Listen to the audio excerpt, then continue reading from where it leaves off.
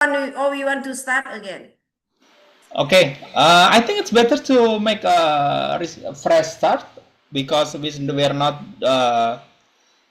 actually we're not just starting, right?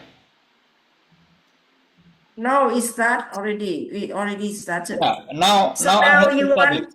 I have recorded. Okay, so now we do again, Yeah. So right? now we will have a full documentation of this session of today's session. Okay. So it means that Pang you have to do. Pang and Resma, where are you? Are you there? Okay, Yeah, you can do I'm again. here. You can do again. Okay. Okay. So I will show the introduction. So you can do again. Oh, I cannot share. Please allow me to share. Chandra. Chandra, please allow me to share. Okay. Tuha, sorry, before we proceed, Sharing can we is just not turn on. Hmm? Yeah. Please Tuha say. and Chandra, sorry, before we proceed, can we just check first? So, first question, can we record this meeting? And second question, are we sure it will be available beyond 40 minutes? Just so we Yes. don't encounter the same It's problem. for MRC is yes. Not 40 minutes. Huh? Yeah, it is recorded now. Okay. So okay, so that's why you Okay, can. Oh, thank but you. wait. Chandra, allow me to share. Okay.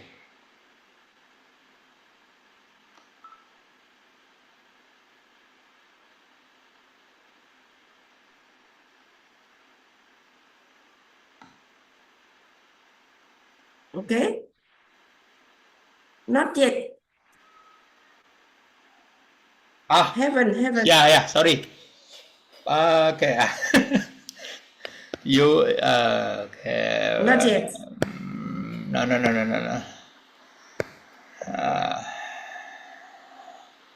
Okay.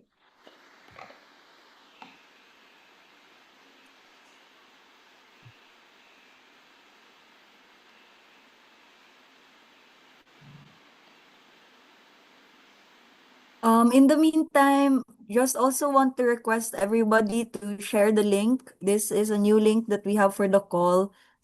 We were at Yeah. 40 participants earlier, so if we can try to get them all back also, that would be good. Yeah. I'm also sharing. Yeah. Yeah. Tuha, you can do sharing now. Yeah, because we had already 46 participants earlier. So Yeah. can we start now? So I have to start again. Oh, wait. I share again. Because I share already, but I don't know. So on site. The what's this?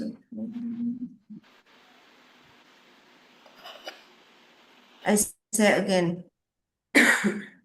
Okay, I think that you can start now. I will share the file again. Wait.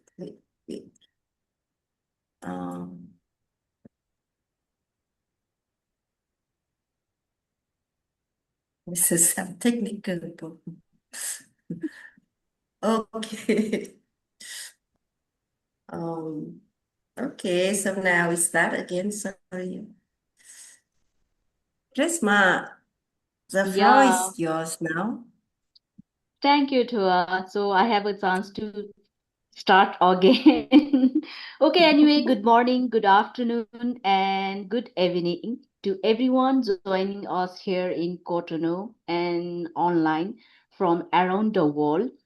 On behalf of the organizers and all our co-organizing partners, I warmly welcome you to the second day of our World Social Forum 2026 event on social protection under fire, grassroots voices and collective resilience. My name is Resma Sake and I'm from LDC Watch SAPE, South Asia Alliance for Poverty Eradication. And it's my pleasure to welcome all of you in this and opening this today's program. So before we begin, I would like to briefly reflect on the important discussions we had yesterday. So yesterday, Washer reminded us that social protection is not simply a policy options. It is a fundamental human right.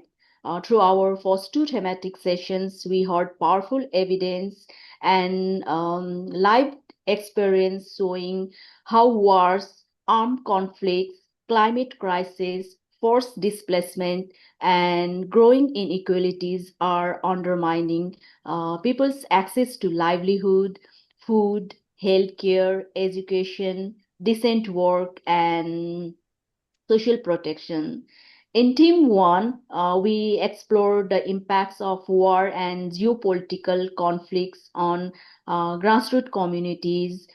Professor Walden Bello shared a comprehensive overview of how conflicts weaken economies and social protection systems, while our panelists from Palestine and Nigeria shared powerful testimonies on the human cost of war, particularly for women, workers, and vulnerable communities. The discussion reaffirmed that peace is a prerequisite for sustainable development and universal social protections. And in Team 2, our focus shifted to migrant workers, displaced women, and girls. And community resilience. We heard valuable perspectives from India, Bangladesh, Pakistan, Palestine, Myanmar, highlighting the realities of the migrant workers who face exploitations, violence, job insecurity, displacement, and exclusion from social protection systems during the times of crisis.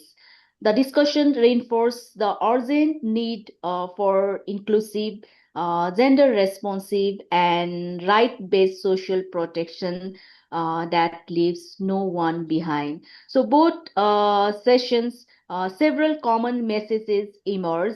The some of them I want to highlight that the social protection must remain a public responsibility and a human right, even during emergencies. Peace, social justice, gender equality, and decent work are essential for achieving universal social protection. And grassroots voices, community resilience, and collective solidarity are critical in responding to this global crisis. And one important thing is the civil society must continue strengthening collective advocacy to ensure that no one is left behind. So these are the some of the reflections and highlights from the yesterday's sessions. And today's we build on these important discussions. Our third, and this is the final sessions on the collective advocacy for universal social protection in emergencies, which will move us from reflection to action. So together, today we will discuss the draft joint declaration, identify common advocacy priorities, and formulate concrete recommendation to strengthen universal social protection for workers, migrants, informal workers, women, children, older persons with disabilities, refugees, and all the vulnerable communities affected by the conflict and crisis. So for this session, I would like to invite to moderate our today's sessions, Ms. Pang Delgra.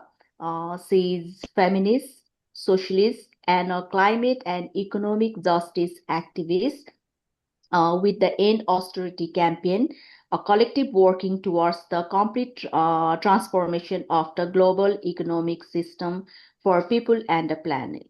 So without further delay, I would like to request Pang Tegra to moderate today's session. So Pang, The floor is yours. Thank you so much, Reshma, and thank you everybody for coming into the session. We know that the past few days, engaging with the World Social Forum has been quite a challenge for us. So thank you for making time to be here. And I want to reiterate the importance of our space together because there's not a lot of Asians here and not a lot talking about social protection in times of crisis. So without further ado, I want to welcome you to the last session, social protection under emergencies, and we are going to be moving now to uh, strategy session, brainstorming, and collaboration session. But before that, we will hear from our last speaker for the series. And he will be discussing to us the context of social protection in crisis. He is the coordinator of the End Austerity campaign. He has been a Uruguayan journalist writing on development, human rights, and solidarity with liberation movements topics since 1976. And he has edited.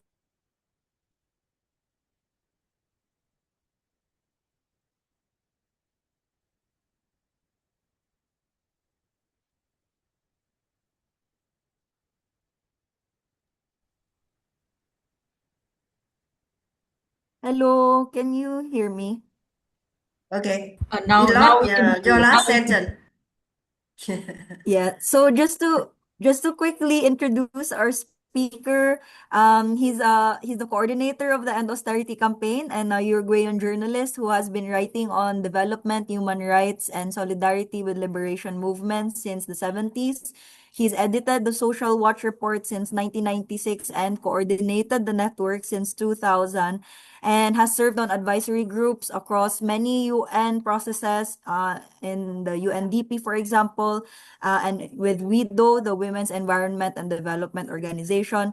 And as you all may know him already, he's been active in global civil society for many years and has coordinated the LDC 5 Summit work of Civil Society Forum in 2023. Without further ado, because we're all excited to hear from him, please help me welcome Roberto Bisho. Roberto, please, thank you so much for being here.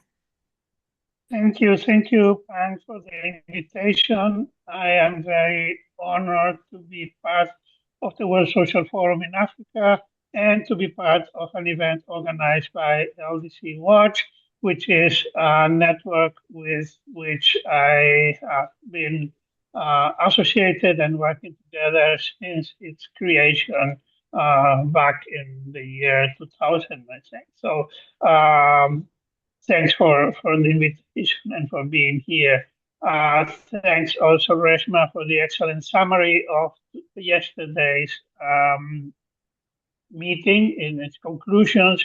I do not have a PowerPoint. I will just try to bring some issues for discussion, taking advantage perhaps of the fact that for different circumstances, this is a reduced group, but it is the hardcore of the people taking the struggle forward. So it's an excellent gathering for discussion. And as was rightly mentioned, universal social protection is an aspiration.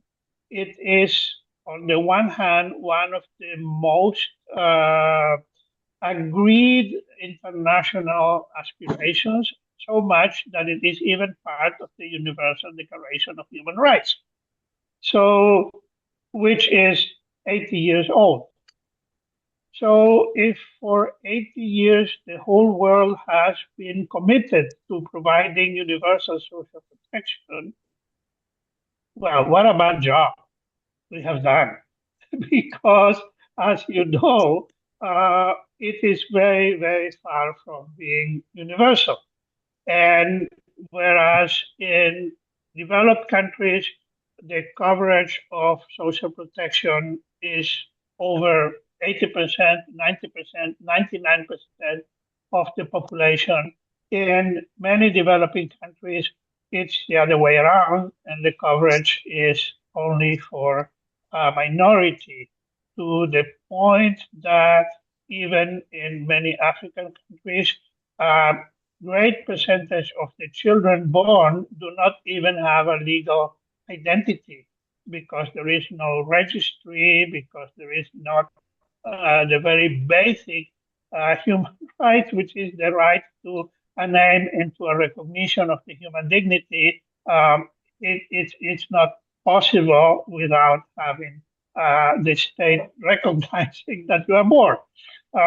So this is the dire situation, and it speaks of a world of extreme inequalities and inequalities that precisely social protection should be diluting or amortiguating, but that in practice the coverage doesn't allow for that.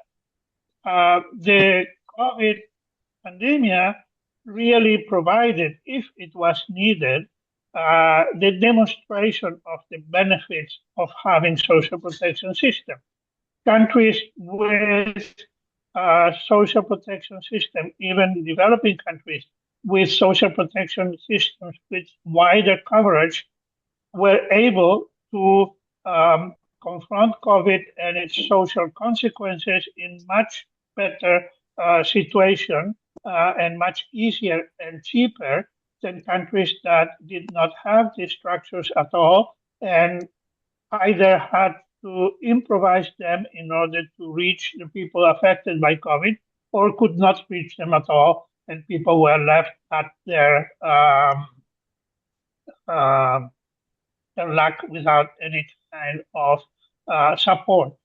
Now, COVID in many aspects created a turning point within countries because of this show of dissociation between what was happening and affecting the majorities of people and the lack of capacity of the governments of the states to offer a solution to that, but also globally because we saw in COVID how the countries that less needed them were able to hoard the vaccines, created a vaccine apartheid by concentrating the medical resources, and not just that, by using the intellectual property rights endorsed in the World Trade Organizations.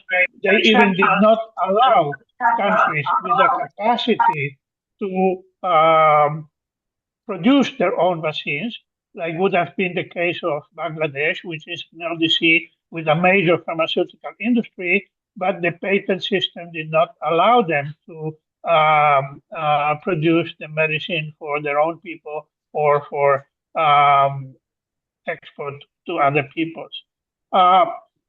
So while on the one hand, COVID demonstrated the benefits of social protection for those that had it, after COVID, the backlash was terrible because the international financial institutions were imposing on the countries recovery policies that were recommending austerity, meaning basically telling, oh, you spent so much during COVID without producing enough that now you have to pay the bill. And while the most powerful countries paid the bill simply by printing more money, the developing countries that do not have the capacity to print euros or dollars or yens were forced to borrow their the interest rates on their external debt increased, and the crisis was multiplied. So there came a series of recipes that we know what there were. The first which was always inconsistency to cut on the social protection benefits, to cut on the retirement age, to eliminate subsidies, to reduce public services, all in the name of fiscal balance. Now, at the end of austerity campaign, and many others have pointed out that you have an imbalance. You can cut expenses, on the one hand, and then there is a whole discussion of which expenses do you cut, or you can increase your revenues. But that was a part of the recommendation that was never given. So what could you have done as alternatives? That is very clear. You could have increased taxes, particularly to the rich.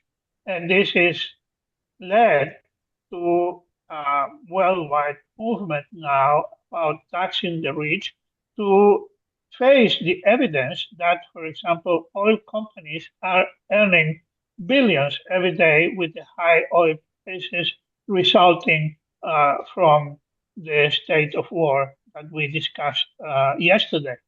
And yet, these so-called windfall profits not being taxed. At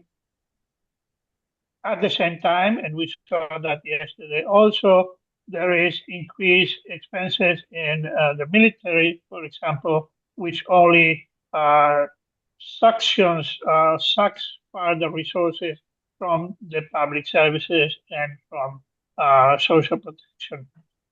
There are many things, and that has been documented, that countries can do as alternative. There are many different taxes that they can apply.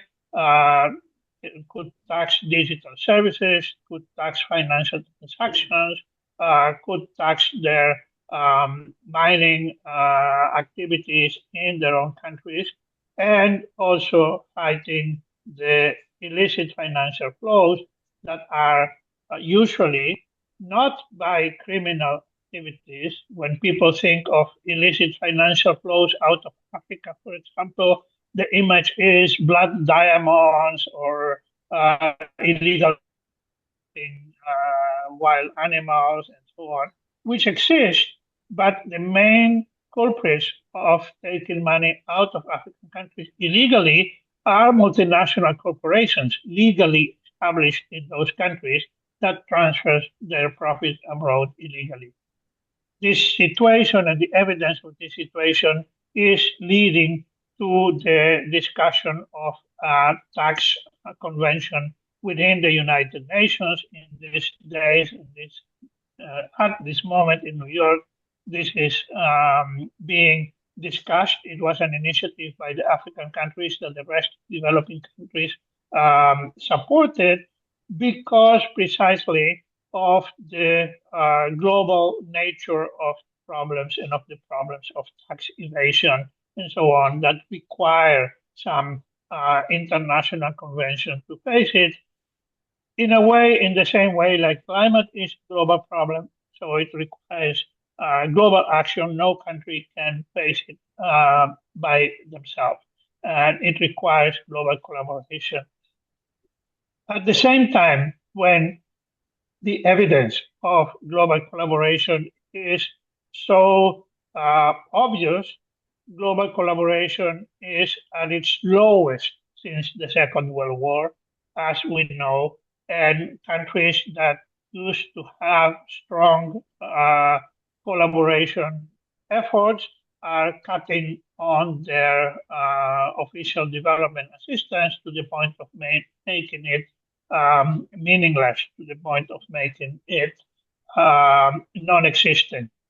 This leads to one of the issues in discussion, which is that for many developing countries, particularly LDCs, but not just LDCs, their contribution from migrants working abroad are much bigger than that of international collaboration or even that of foreign investment.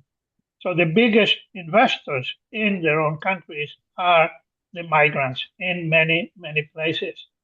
And also, it is frequently forgotten that the migrants are the care providers to a great extent, particularly women migrants, are the care providers that provide for care for the children, the elderly, the sick in developed countries, frequently to the point of not being able to confront their own care responsibilities in their own families. So it's a shift of the care effort of women from their own countries to the rich countries that can pay for it without a recognition. And this is one of the aspects that, particularly in our countries, when we discuss social protection, the traditional discussion is the state should provide via different kind of systems, be that pension systems where work save part of their salaries during activity to be able to have a retirement after, or just solidarity systems where the vulnerable, the poor, and so on get some assistance. Again, here the universal aspect of that assistance is frequently lost with the kind of policies recommended by the World Bank about targeting, and the targeting becomes a source of manipulation, corruption, and a way of diminishing the budget, the scope of the effort, so that only minimal part of the people who really need it are targeted, instead of it being universal as it should. But the aspect that we frequently ignore is that care provision is an essential part of any kind of social protection. And this part is a responsibility that has been placed, a burden that has been placed on women, be that through low paid care work or even completely unpaid care work within the family structures. It is women that are the real heroes in this fight and in keeping the fabric of society alive in a way that is ignored, unrecognized, and even less so supported.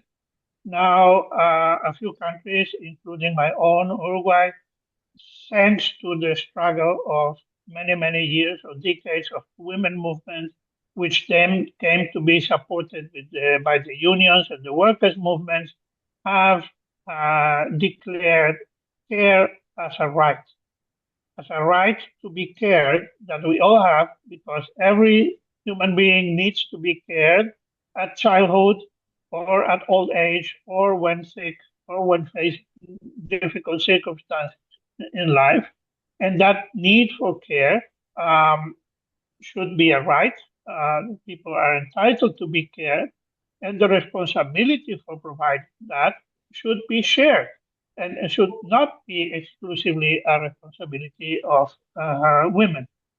So that recognition is slowly, very slowly, but it is gaining ground, and it has now, during the social summit in Doha last year, it was recognized in the official documents, even not yet as a right internationally, but as a very, very important component of any kind of social protection system. I would say it's even beyond that, it's part of the very fabric of society that the state should be supportive. Now, and I will finish with this reflection, you will say, oh, here you are in a kind of, how do you say, dream again. You know, you were telling how the right to Social Security in 80 years has not been made a reality, and now you add the rights to care, which is even farther away. And I would say that on the one hand, yes, it is an uphill struggle, but on the other hand, it is need that our countries face.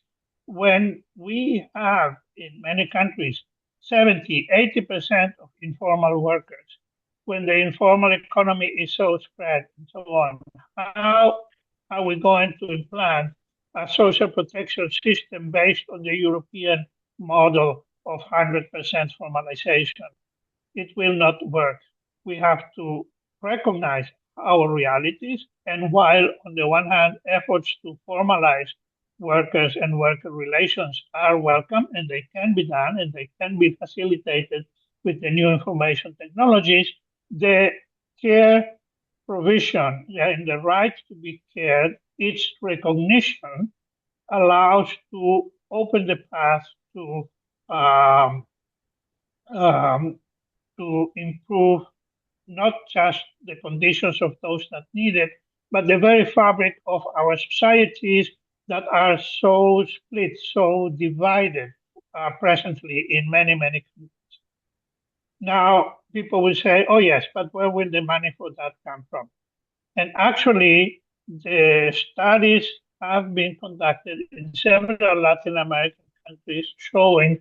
Yesterday, I was reading how a certain country in Asia was arguing that increasing the military spending would be good for the economy because it would create jobs, the arms fabrication or in the army and so on, which is the variation of the traditional theme that investing in infrastructure, for example, the Keynesian will generate employment and will ultimately be good for the economy.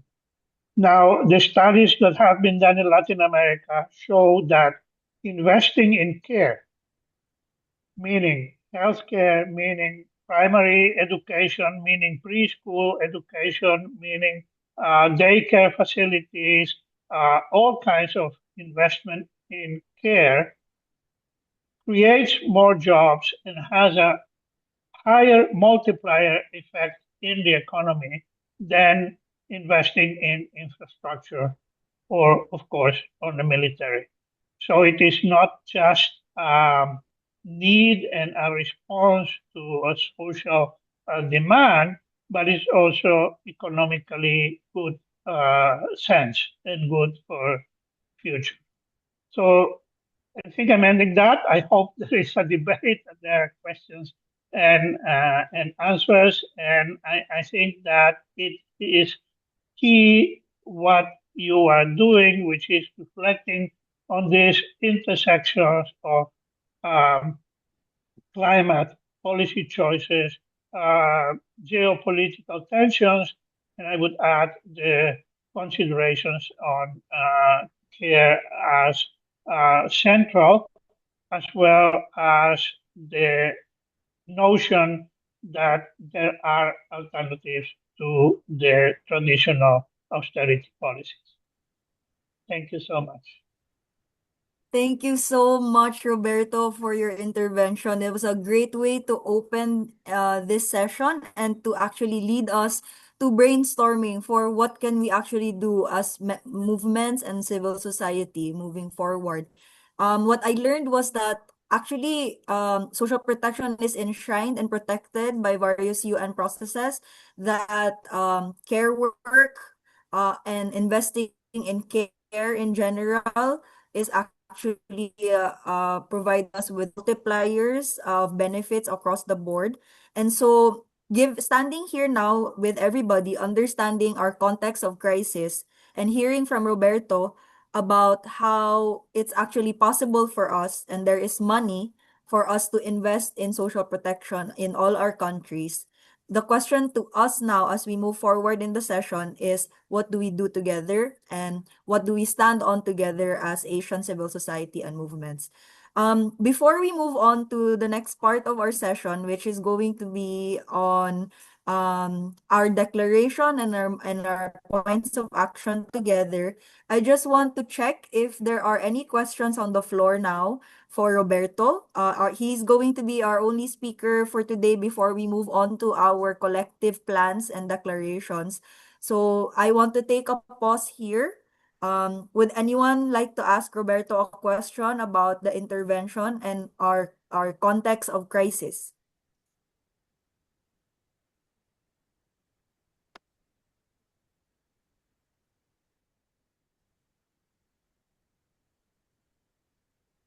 Yes, we see the chat on the group chat. Big thanks from Reshma of LDC Watch to Roberto for the excellent presentation. And we see the hand of Miss Raquel Castillo. Would you like to speak on your question? Yeah, hello. Well, it's just a brief question, but it's difficult. It's been a debate across many other platforms. So you were actually talking about,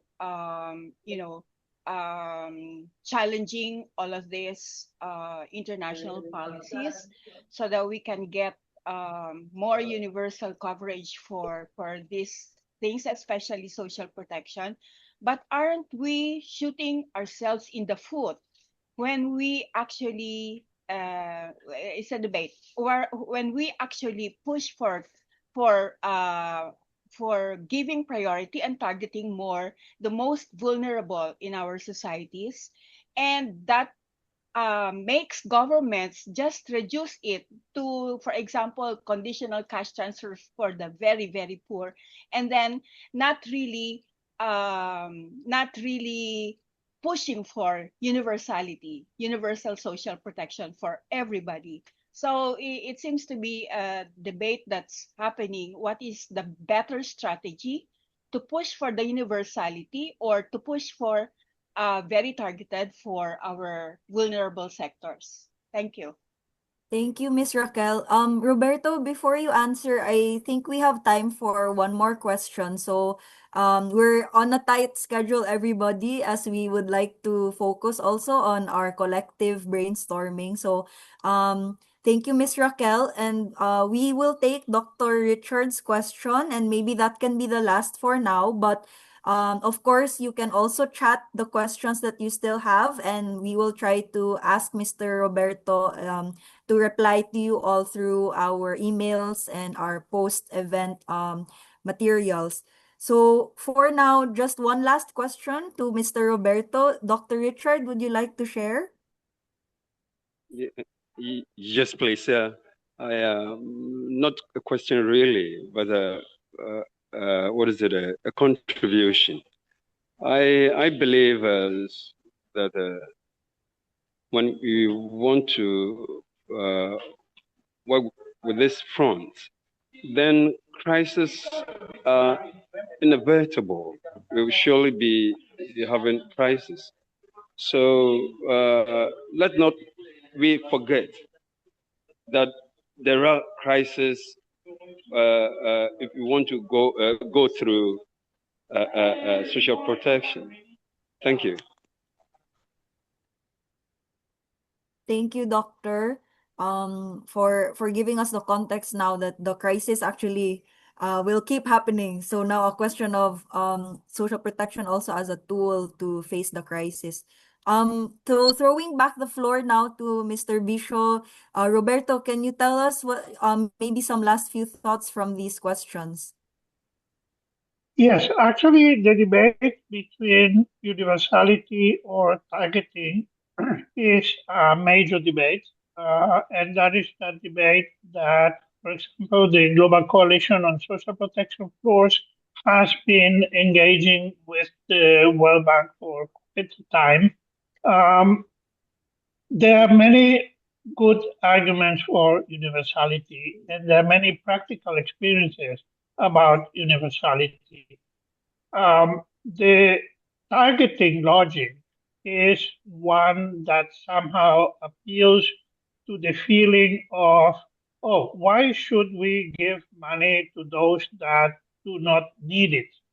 We should give money to those that actually need it the most. And if we don't give it to those that don't need it, then we will have more money to give to those that actually need it the most. That sounds very logical. That's not how things work. Actually, the experience of years and years of universal public services. For example, universal public education. Countries that had universal public education had many benefits derived from universal public education, which means all the kids go to the same public school, the poor and the rich, which is something that now the mayor of New York is trying to do for free schools, free universal free schools for everybody. Now that helps integrate society. That creates your classmates. We're not segregated where you go to a class where all children are poor or where you go to a private school where all are rich. The commission of parents of the school will benefit from having some parents of a higher economic status than if it is all in the same under the poverty line, and so on. So it builds a social fabric. Same thing happened with health. When health started to be privatized, it was the same logic. Oh, we will put the money in the public hospitals and get the rich pay for their own health.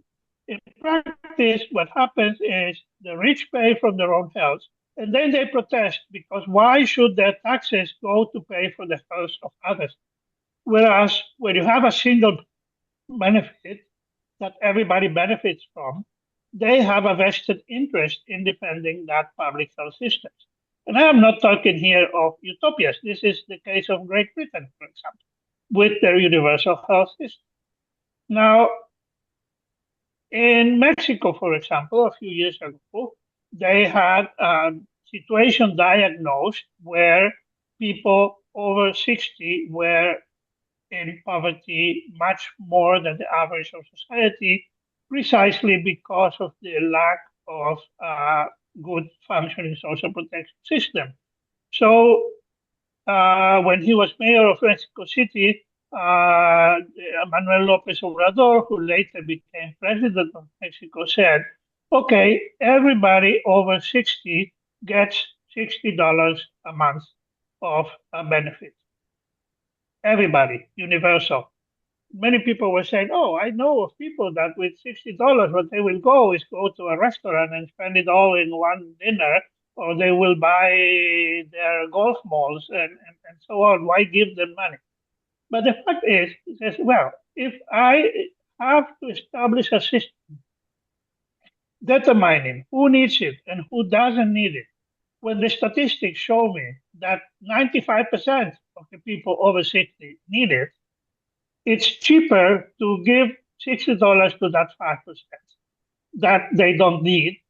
And eventually, even if they spend it buying champagne, it will generate taxes and it will activate the economy. So I don't care about that waste of money, whereas the waste of building a discrimination system about who is entitled and who isn't entitled is very complicated. And it creates corruption because you can be easily entitled if you follow this or that leader or party or organization or whatever, or it divides the communities because in some criteria you are entitled and your neighbor is not entitled because of tiny differences that that appear and make a difference in the statistics, but in practice do not mean anything.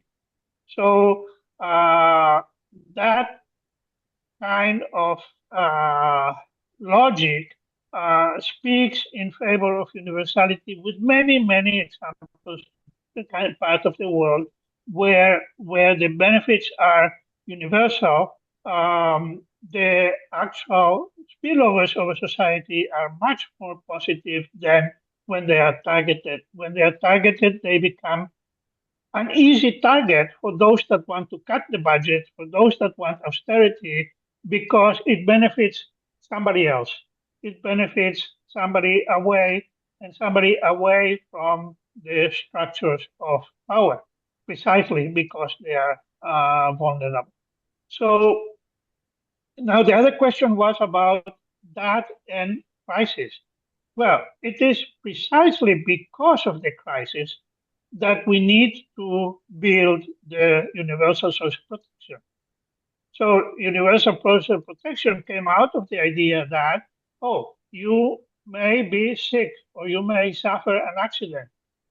And if you don't have some kind of protection, this will change your whole life.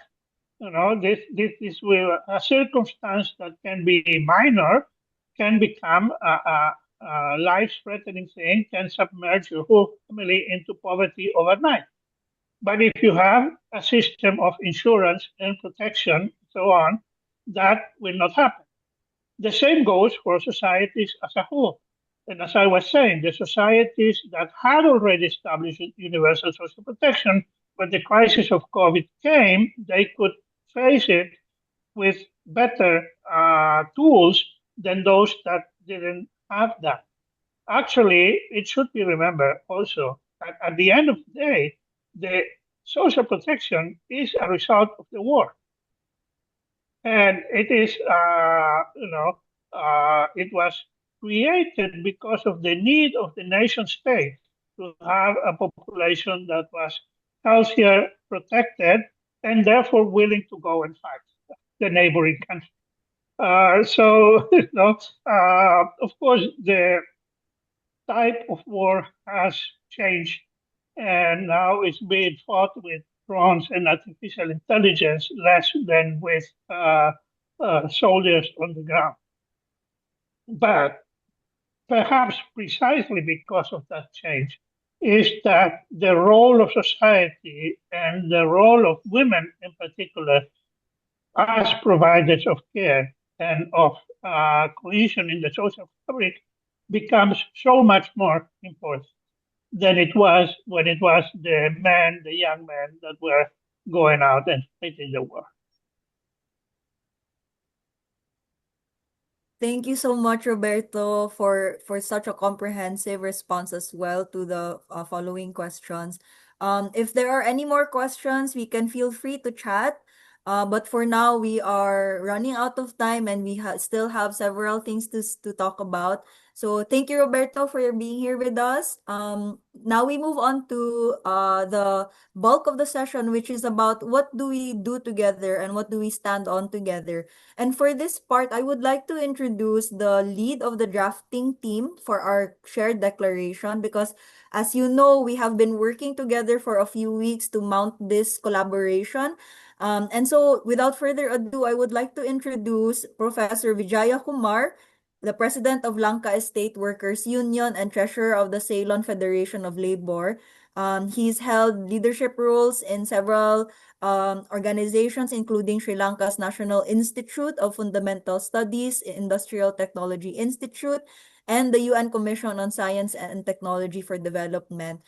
He's also had a long career in academia as the former Dean of Science at the University of Peradeniya, where he served as senior professor before his retirement.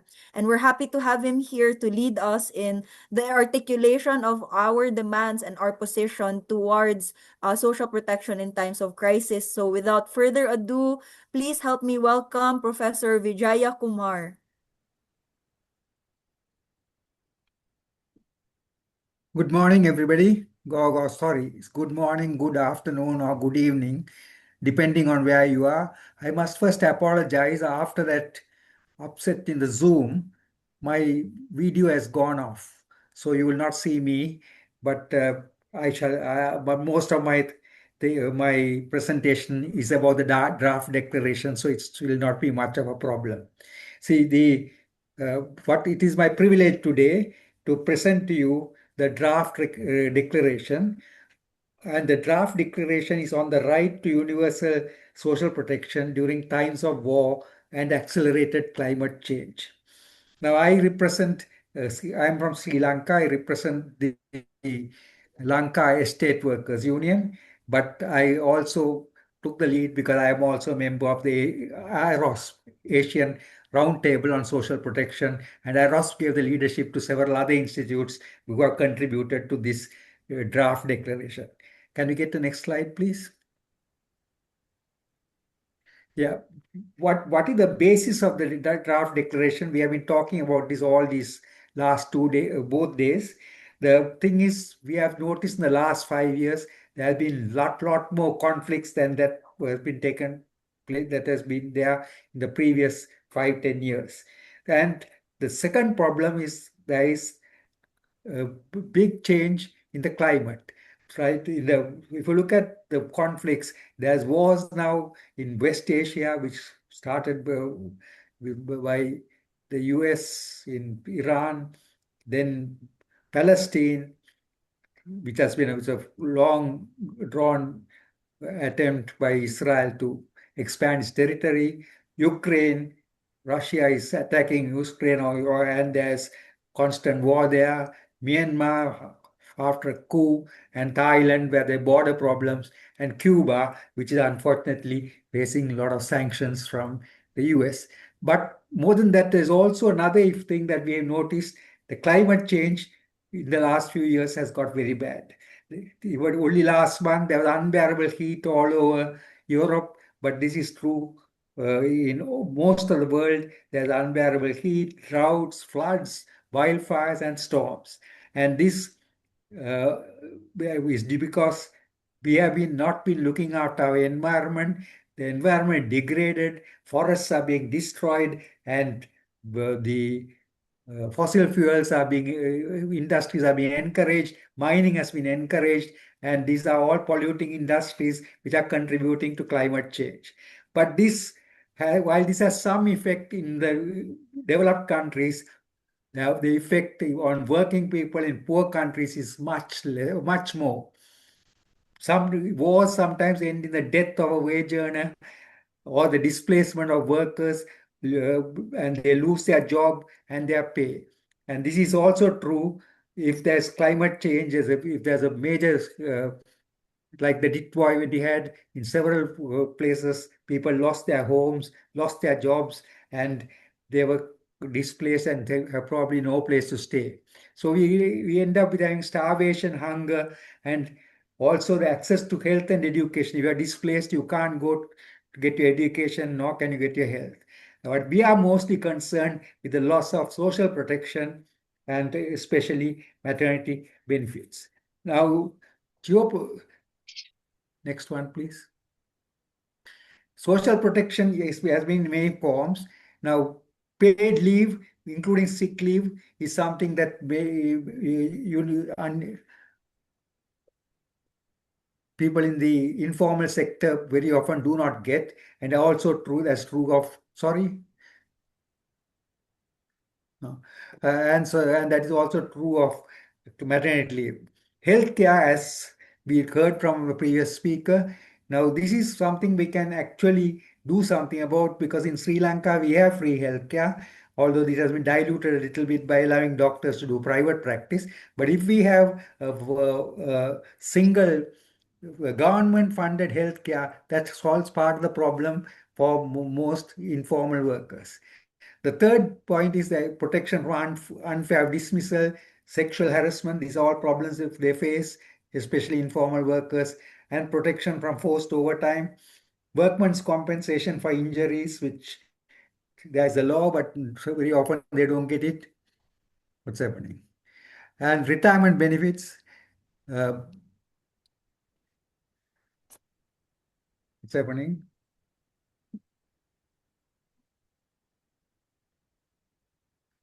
Retirement benefits, so there is access to little social protection already in poorer countries, and this is getting much worse in war-ravaged countries and also in due to climate change. So therefore, the declaration calls for countries to end the wars immediately, have immediate ceasefire, and rebuild the infrastructure, and prevent climate change by adopting climate adaptive policies. So the declaration itself, the proposed title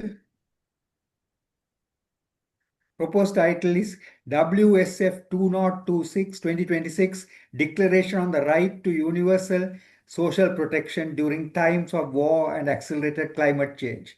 And we have got links for it. One link is the English version, the other is the French version, which is being shown on the screen. So, eh,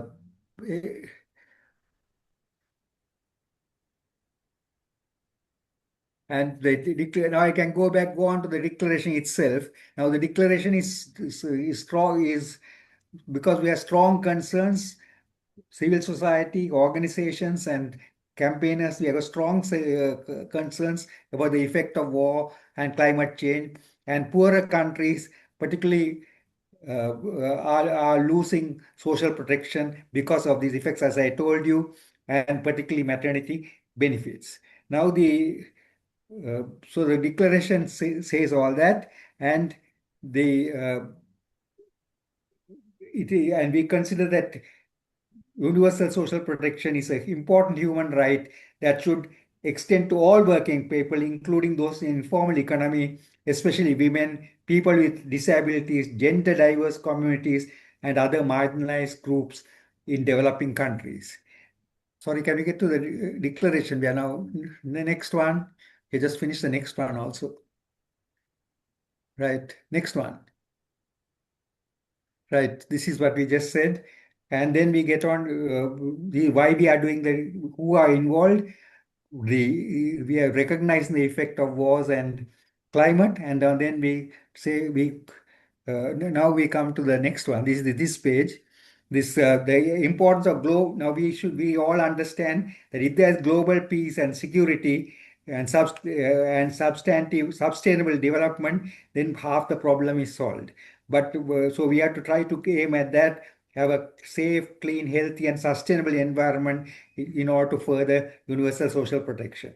Now, first of all, we recognize the effects of continuing wars, as I mentioned, in all those countries.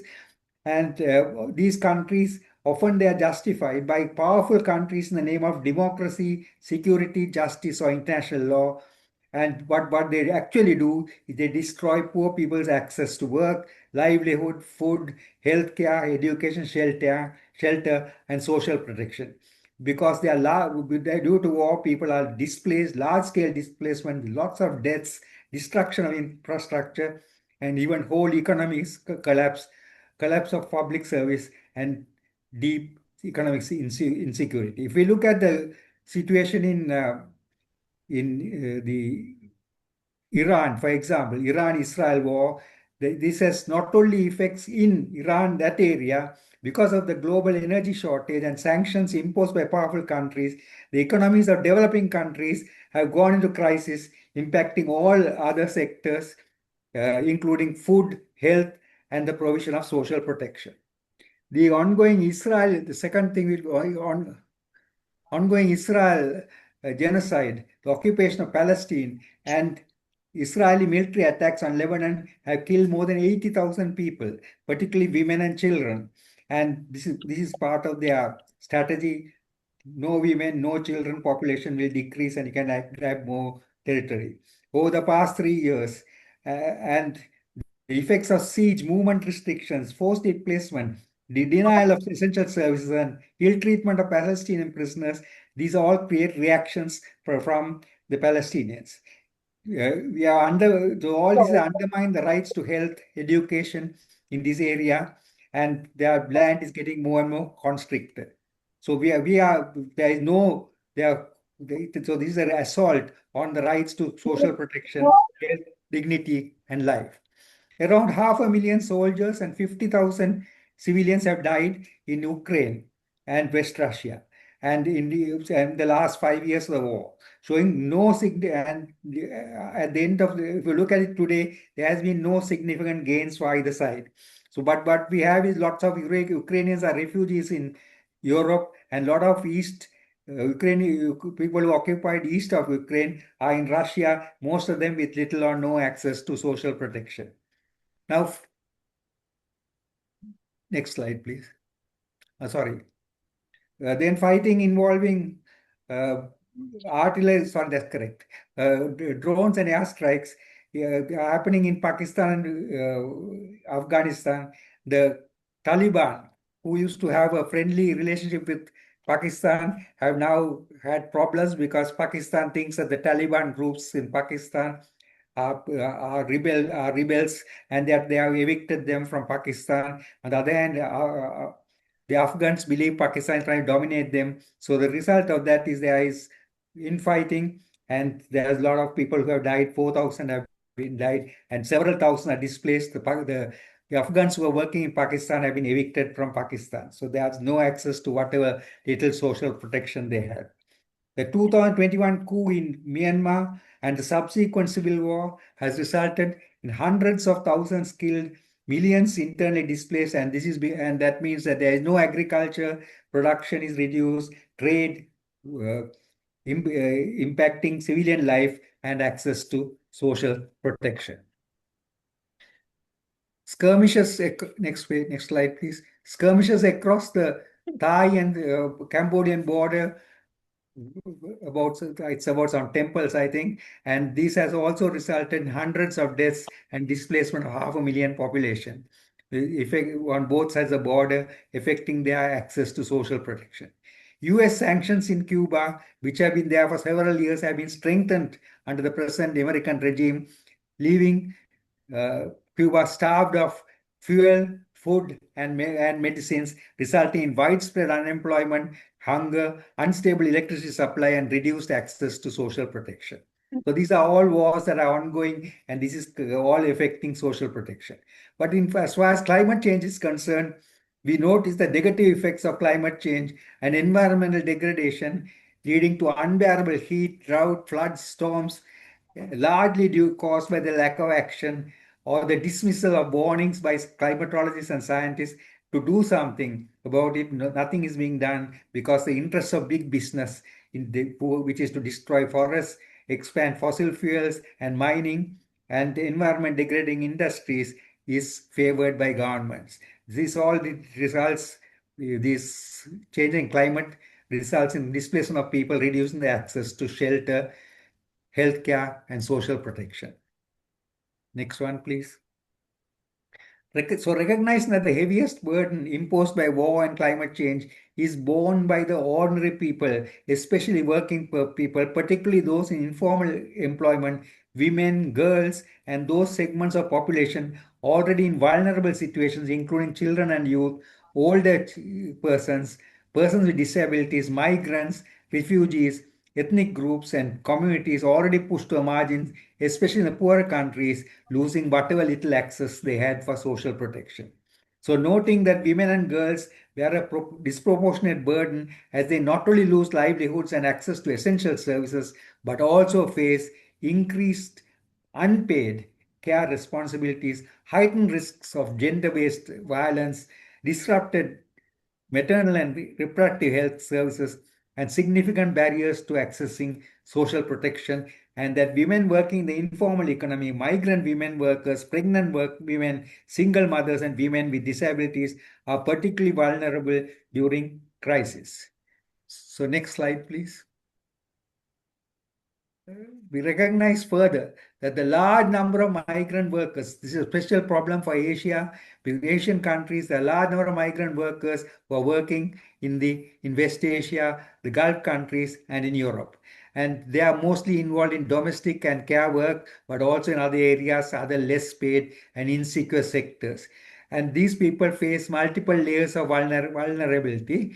Many lose their jobs overnight because of war, then often unable to collect unpaid wages. They become trapped without a place to stay, and they are forced to return to their home countries without any of their savings. Many migrant domestic workers, especially women, face abandonment, harassment, violence, sexual exploitation, and exclusion from emergency relief systems. Undocumented or irregular migrant workers are even more vulnerable because they fear detention, deportation, or punishment if they approach state authorities. Next slide, please.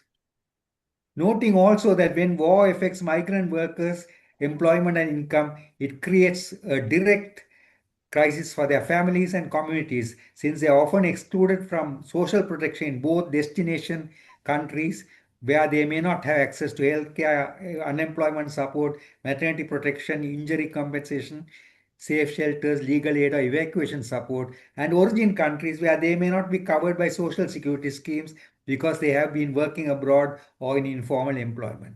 Returning migrants also face unemployment, debt, stigma, trauma, and a lack of reintegration support, creating a serious protection gap due to war, displacement, and forced return. So we reaffirm that universal social protection, decent work, peace, human rights, and social justice are mutually reinforcing and indispensable for achieving sustainable development and leaving no one behind. And therefore, the declaration, the next page, please. We call upon all countries to, next page. This is what we call upon all countries to take meaningful steps to protect the environment and moderate climate change, and those conducting wars to agree to an immediate ceasefire and assist in re-establishing infrastructure and returning to civilian life, and to acceptable levels of social protection in these areas, in the war-ravaged areas. We also call upon the international community to redouble its efforts at prosecuting war crimes and facilitate policies that establish gender-responsive social protection systems for all to ensure equitable access to informal security, healthcare, maternity protection, and support services, while addressing the specific needs and rights of women and girls in conflict and post-conflict and pre-climate and post-climate disaster settings, and guarantee all working people, including those in the informal economy, particularly those in such settings, decent work and access to full social protection. So this is our declaration, and we, of course, the not final, the draft declaration, and we welcome you, speakers, panelists, and participants to please send in your suggestions to improve this declaration. Thank you very much. And we are given the link there, both in French and in English, to the declaration, which you can, it's not very long, so you can remember it, and please, we can send in your suggestions. Thank you very much. Thank you for listening. Thank you so much, Professor Kumar. And thank you everybody for staying back. So as mentioned, there's around 50 of us in the room, and we're receiving a lot of comments also on the chat. For now, we'll be moving to a space of collaboration and brainstorming because it looks like we're all excited. What will we do next? What will we say next? Before we move on to these recommendations and suggestions for next steps, it would be good for all to follow and check the declaration as it stands. Professor Kumar has given us the background and the main content of the declaration. So for now, we open some time, maybe 1 or 2 minutes, for any quick reactions on the declaration, maybe any major points that you would like to see. So opening the floor now for concerns. Sir I saw you raise your hand. Would you like to speak? Yeah, thank you so much. Congratulations, Vijayji, and to all of us. My concern is how we are celebrating the declaration of this document. How we say, let's say, let's raise hands, or let's share a thumbs up, or how can we share and celebrate the declaration? My point. Thank you, Sir We'll get to a moment of celebration later because it seems you're very excited to adopt it as it is. We just need to check first. Yes, Miss Raquel, would you like to comment? Yeah, very briefly, one major gap maybe that we should input there, maybe a line or two, just a line or two or three, is that about at this time that we have the crisis and the wars, it is even more compelling that we increase the financing for social protection, universal social protection. And this kind of financing should be, the more democratic and progressive types of financing, because both Walden valued yesterday, was talking about, how it is being financed by IFIs and how it has redounded to a marginalized, privatized type of provision for social protection. And today, Roberto Vicia was also talking about other alternative forms of financing, talking about tax justice in this. So maybe about 3 lines about the urgent need to at this time to even increase more, and especially also to push for the climate resilience financing. Is that right? Climate resilience funds for the countries. I don't know also about the second point about should we push a bit more about, is it just, my question is just asking for a ceasefire as of now, or a total permanent stop to all wars and conflict should be the more what do you call, the more ambitious but the more important call to make, because ceasefire maybe like what's happening now, next day the ceasefire is violated and everything. And then the third is returning to diplomacy and social dialogue and multilateralism. But those are general themes. The first two are the ones that I would most like to see also articulated in the declaration. Thank you. Thank you, Ms. Raquel. Yes, Mr. Raza, please, if you can also add on your points. Hi to everyone. Thankful for the colleagues.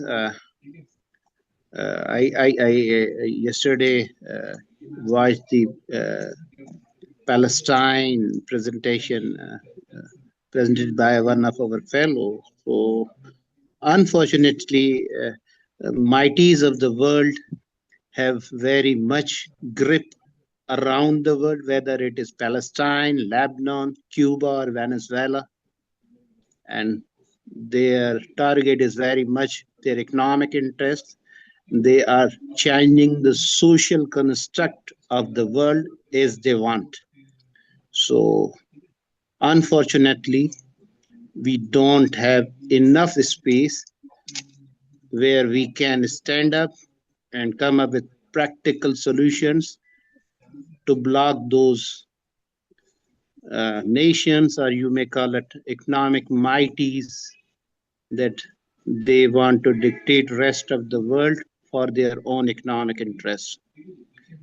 Being a student of international business and economics, being a human, if I want to work for a humanistic world, then I want to be fair with my own self, with my community, with my country, and with my neighbors. So that is my simple opinion. Have a good day. Thank you so much. Okay, so with those comments and giving time to see your comments on the chat, it seems that there is some major agreement for many of the points that are included in the declaration. So at this point, we would like to see if there are any strong objections to the declaration as it stands. It seems the comments that we have received are more about strengthening it, the wording, and the different demands. So yes, before we continue, Professor Kumar, please go ahead. Yes. So everyone, I listened to those comments. If we make this declaration of WSF, I hope that this will get a lot more publicity than if it had it just for our groups. But there is indeed a real problem about how we organize this universal social protection, as we have tried to bring up this 1 million signature program, we know, in order to tax the rich. Now that is one thing, but how do we actually do this in terms of the mechanism to have universal social protection? There's a lot of things that have to be discussed. So I would suggest to AROS to have a working group which can try to come up with alternatives of how to use this, how to try to get universal social protection in the different countries. Then the third point was that, uh, as Wasim Ras said, it's true that the powerful countries are pretending to solve problems of justice and democracy, but in fact they are looking at their commercial interests, and there is, so we can't do very much, but all we can do is to ask them to stop their wars, unnecessary wars. They are actually now, we find, fortunately, it looks like the US is short of weapons, so that means there will be less wars for some time, I hope. But of course, Russia is still having weapons, so we do not know what's happening. Okay, thank you very much for all the comments, and please put your comments into the chat box, into our Google Drive, so we can try to modify the declaration. And as Pang said, is there anybody who has any serious objections to anything that is stated there? Okay, thank you, Professor Kumar. Just two more questions from Firdaus and Sir Om, and then we move on to our brainstorming, because many of the questions that are being brought up are about what do we do, who do we target, how do we get more support, and that can be part of our brainstorming in the next part of the session. So for now, let's focus on the declaration. Any major comments or concerns on the declaration? Yes, please, Mr. Firdaus from KPRI. Okay, so in Indonesia, we are also fighting for social protection safety nets for grassroots communities who often face social welfare inequalities. We must also champion the issue of universal basic income, and we would like to ask how can we advance this cause within the Asian movement, specifically for the universal basic income as part of the universal social protection. Thank you. This is unemployment income, is it? Is it a dole or Universal what? basic income. Yeah. Oh, yeah, at the minimum income. Yes. Thank you so much, KPRI. We also saw the chat of Mr. Anwar about UBI. And lastly, on the declaration, Mr. Om, please, any more comments? Very quickly, I have put some suggestions on the in the chat box, and yes, we need to agree that we have to improve, we have to revise, we have to amend this draft, final draft. And may I request you all, especially Tuha and we all, to spend coming 5-10 minutes to collect suggestions on the declaration, because still we have 49 participants actively engaged in this group. So that may we request to collect, to request all to provide their suggestions, their recommendation, their suggestion, particularly action point, particularly demand, particularly the method how we can declare. I think we need to spend 5-10 minutes for collecting information, collecting suggestions from the floor. Yeah, thank you. Thank you, Sir Om. And I think Tuha is going to respond directly to this. Please go ahead. Okay. Yeah, I saw some question that of the participant that we should share the link to the draft declaration. I already put the draft link, the link to the draft declaration in the chat box. So please check it, and you can open it. You can input directly your point in, but I suggest that let's wait for a few minutes for Pang to complete her job first. Then you can put your input later, okay? And any of you here, if you really want to have a French version of the draft declaration, please raise your hands. then I can drop in the chat box as well. No, I don't see any hands. So you can send to other, maybe to our friend in Cotonou later. And addressing the question from I think that is very excited, and you really want to give a chance to all the 49% to talk. But of course, that we don't have a time for that. But I believe that Pang have a very good method to do it. Okay, Pang, can you lead the next sessions? Sure. Thank you so much, Tuha, and everybody. It seems to me now that we have some excitement around the declaration. You still have time to comment. So the link to the declaration is available for more comments. And so the next part of our session is about brainstorming for next steps. Who do we target? What are our specific demands? Who are our campaign, our allies?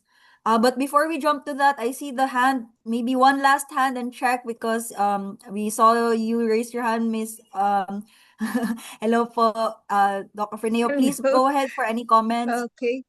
I just want to emphasize that in our statement, we should highlight the role of people's organizations, of social movements, mobilization of progressive forces so that this declaration can actually fly and be meaningful.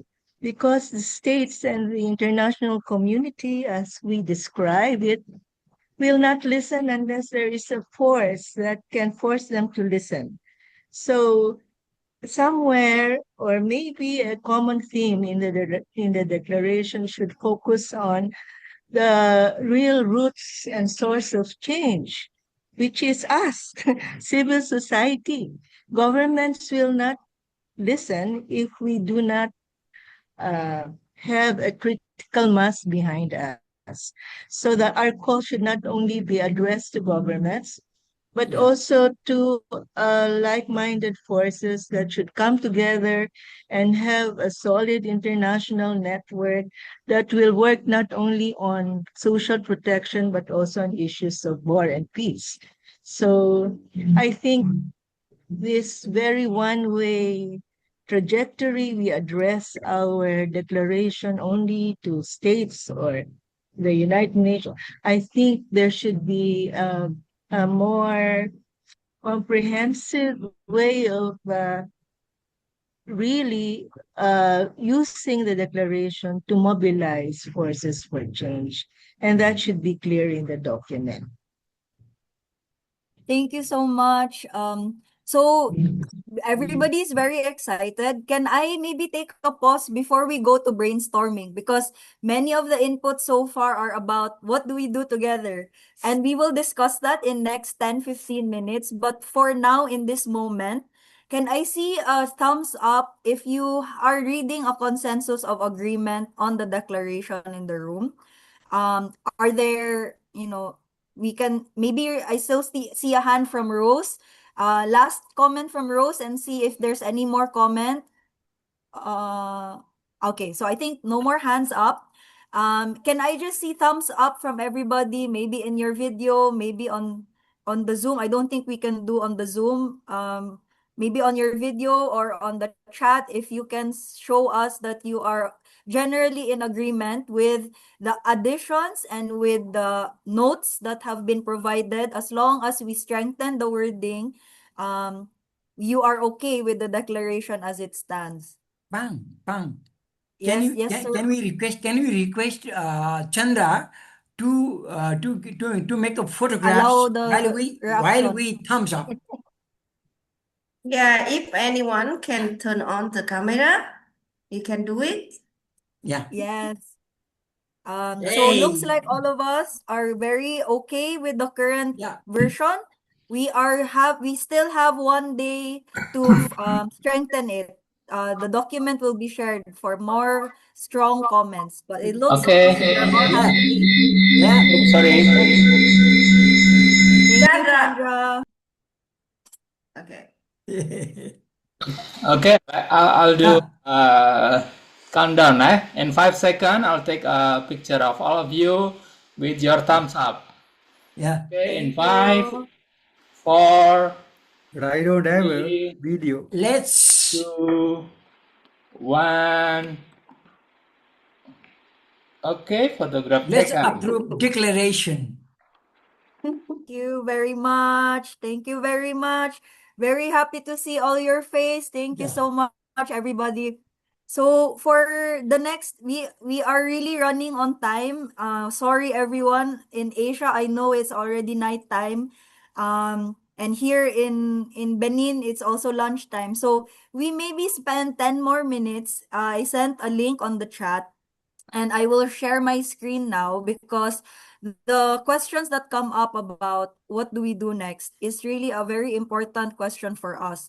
And what can we really do together is a question. So please join us on the Menti. So Menti is a platform for us to give our direct input. It's easier than if you put it on chat because we can arrange it now. So we request you all to please join us on the Menti. Here is the link on the chat, and you can also join us through the code that is provided here. It's 37035901. So this code will allow you to join us in the brainstorming because after the next few slides, we will leave here with a shared view or an initial understanding of what matters most for us and our Please, organizations, our the code. Please, communities. the code again. The code again, please. Yeah, Maybe the you can code put it on the is chat box. yes 37035901, and we can see many of you are on the Menti already.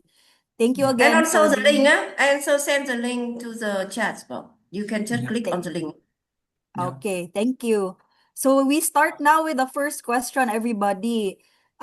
In one word, you can also see the QR code here. You can see the joining code here on the screen. So please join us. In one word for you, what social protection issue is most pressing to work on in Asia? We have discussed militarism and climate impacts on women. We have discussed all specifically on income and current wars. So we would like to check with you in one word, what's most important for you? What is most important? We will see it now. So please put in your comment and we will find here what is the biggest and most important issue in your minds that we should work on in Asia. So please respond. We give you 30 seconds to please type your response. You can also add on with the existing. You can also add support for the existing.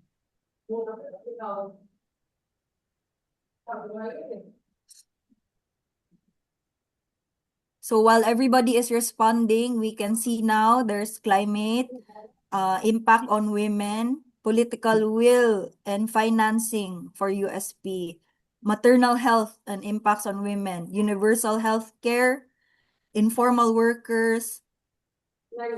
It's not accessible to people, decent work.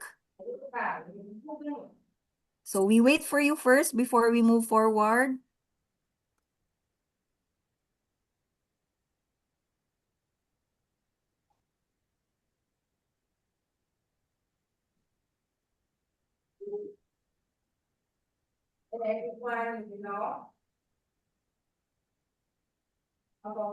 You're seeing UBI transformation, universal social protection, universal health care, political will.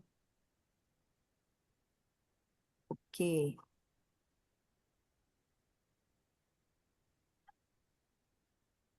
All right. Okay, so maybe for now, we can, of course, you can still add on. This is just a sense of the room. It's not our final, it's not anything that's going to make decision. It's just for us to know where we are right now. So next slide, we will ask you again, where should we focus? There was a question earlier. How do we make our demands happen? So please put in your vote. Where should we focus? Should we directly address community concern first. Go directly to our community and check with them what do they need right now. Do we want, second, to campaign against our own national governments? What is the national policy? What is going on in our national context? Or do we want to have cross-region collaboration against regionals, against governments across multiple areas? Do we want to do that? Or do we want to focus on regional collaboration against the US, the World Bank, and its allies? Specifically now looking at the role of the US and the global north, as mentioned by our speakers. Or if it's not here on the slide, you can also put others, because if we are missing something more important, we can do that first. So again, this is not final. This is just for us to understand where we are at right now, what we are prioritizing in our organization.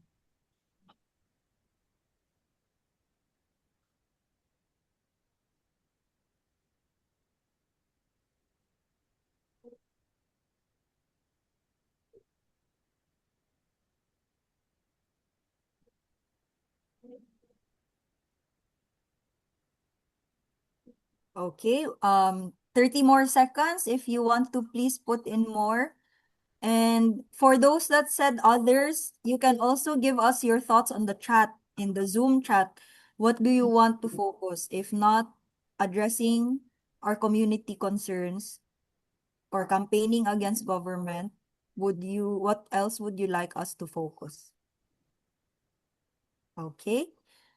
All right. Thank you so much, everybody. Thank you for giving your inputs. Now we move to the next question, which is, sorry, before we move on to that, just want to note that it looks like we are interested in addressing our community concerns first, what our community wants. And then after that, the next priority is to have campaigning against national governments and against the US.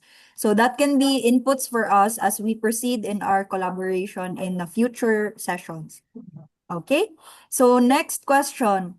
Now here, because we are going to be more focused now on an outcome or a demand that we will focus in 12 months. So in the immediate year, right, 1 year from now, if we are only to do and focus on one outcome or a one demand, what do you think is the most important for the next 12 months? Only one outcome or demand that you are going to prioritize for your work, and you would like for us to collectively discuss and brainstorm.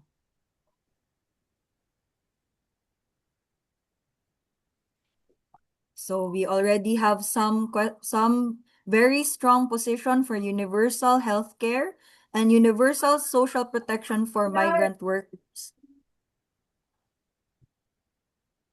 Universal social protection through taxing the rich. Public services, social protection for informal workers. We are looking at vulnerable groups data revolution, a data revolution to understand the plight of vulnerable groups. Minimum wage, social protection for informal workers and poor. Social protection for migrant workers. Social protection for informal workers achieved through progressive taxation, taxing the rich to finance universal protection during crisis. Okay. Okay, thank you so much for your inputs. Again, this is not final. This is just for us to understand your priorities for now and what you would like for us to collaborate. Okay, and this should be, I think, the next question for us. Sorry, my laptop is not working. Okay. So we're looking at transparency, social protection for home-based workers, and living wage. migrant workers. Looks like we have more or less, it's looking like we really want universal social protection for migrant workers, for informal workers, for the poor. And we can achieve that through progressive taxation for the rich and reallocating. So far, more or less, it's articulated like that for our key demand. Okay, now a next question for us. This is again moving from 1 year because we are talking 1 year of policy work and community work. Now we're talking, what do you want to do right after the session? A concrete action that you would like for us to propose right after the session, what you would like to see and propose for the collective group here. A concrete action, anything can be, please send us the declaration, or please set us another meeting. Please give us the PowerPoint. Please translate to Bahasa. So very concrete action that we will do right now after this session immediately. So now we're seeing we would like to work with a tax the rich, not the poor campaign. Many of us are part of that. We want to send this demand and these declarations immediately to relevant international organizations and UN agencies. Also to have capacity building. Immediately after this, we can organize capacity building for the youth. Any more things immediately? If we can do this tomorrow, if we can do this 1 hour from now, this is what you would like to see. Next, you want to see our regional action plan to immediately launch our advocacy campaign on social protection. Launch the declaration in every country that's present today in this meeting. Increase the signatories of the declaration worldwide. We're also looking at policy brief on the declaration with our governments. Publish the declaration, publish it right now. Okay? Get more signatures to the declaration from WSF. All right. Okay. So we are actually over the original time. But you would have the link and we can actually go back to the inputs that you have shared today. It looks like everyone is excited to socialize the declaration, send to our countries, our governments, international groups, and get more allies to join us in the declaration as well. And it looks like a lot of people want another conversation for developing a joint action plan on a campaign on universal social protection in Asia. Okay, so I don't want to spend more of your time because we are already missing some of our dinner and maybe you need to go and go back to your family. For now, this is the end of the session. And before we end the meeting, we need to actually discuss more a little bit. What is coming next? What do we do next? And what can you expect from the Asian Roundtable on Social Protection?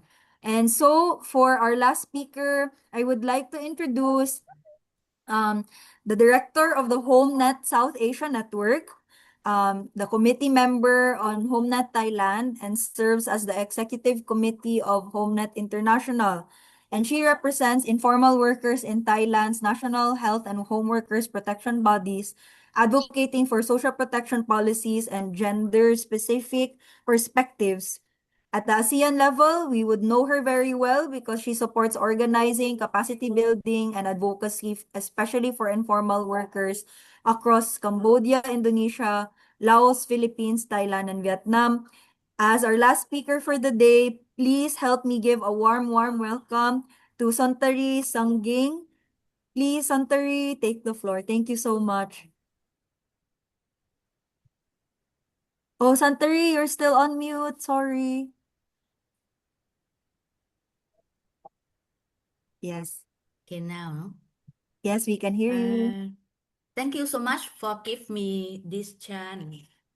On behalf of a lost member and all of us here,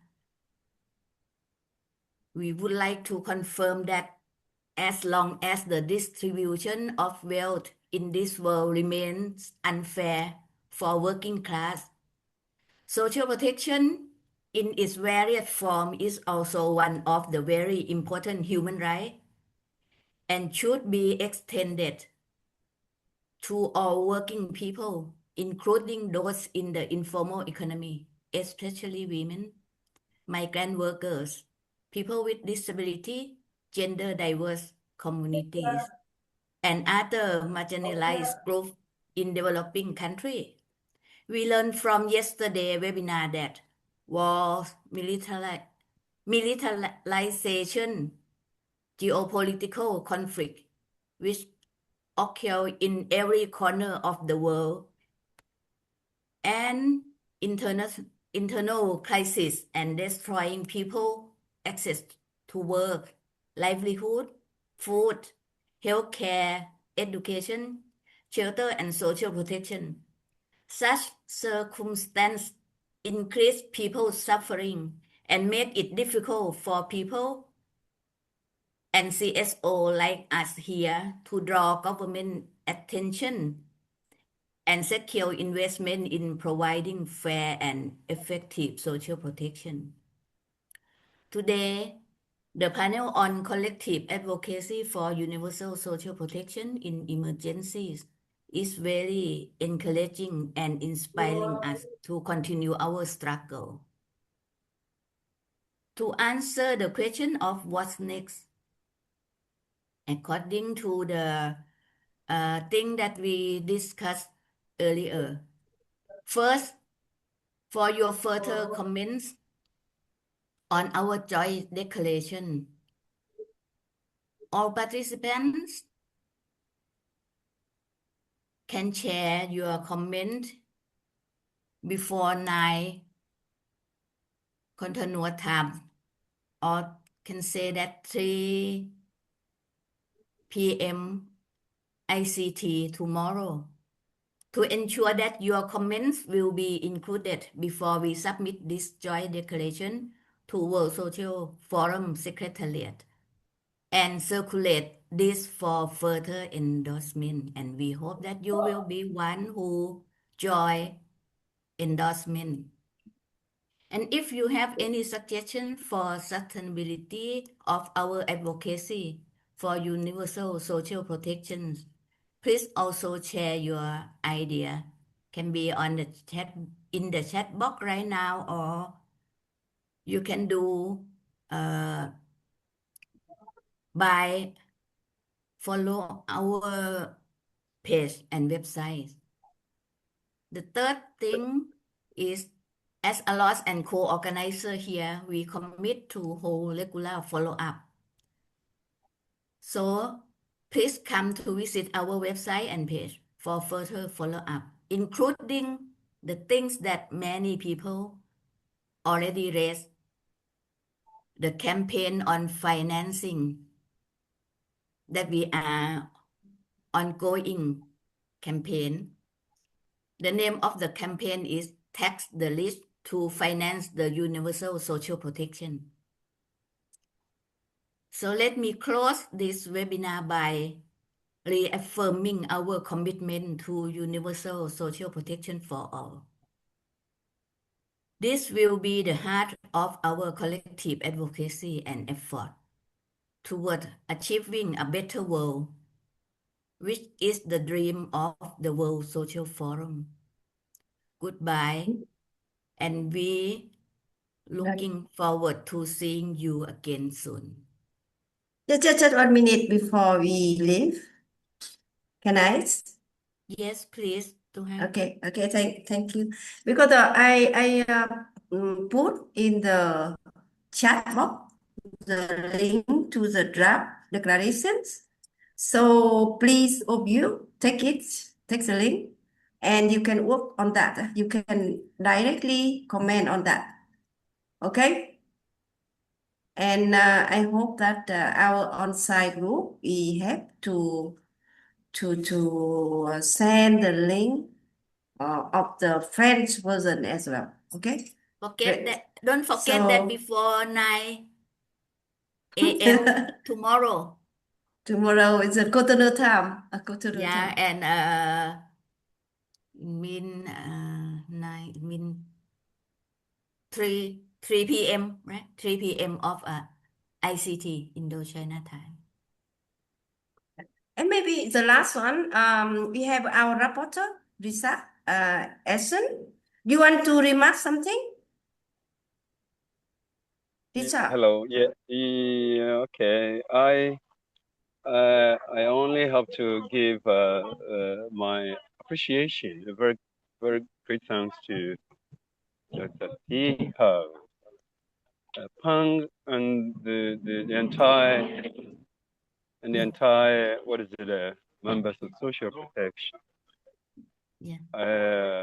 When I get back to Ghana, I know what to say, what to do, and I fully support the declaration.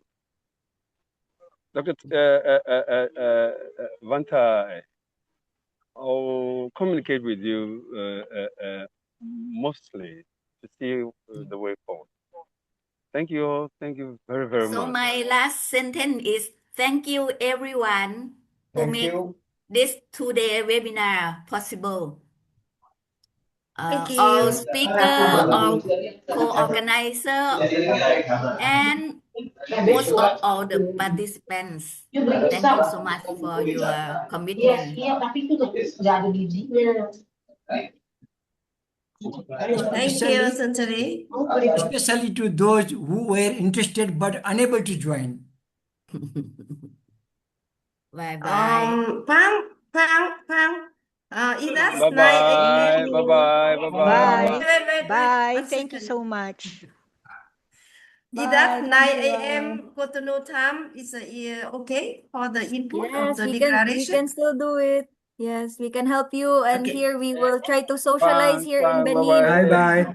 Great. Bye bye. I can Great. see you. Thank you. Okay, bye-bye. Bye. Bye-bye.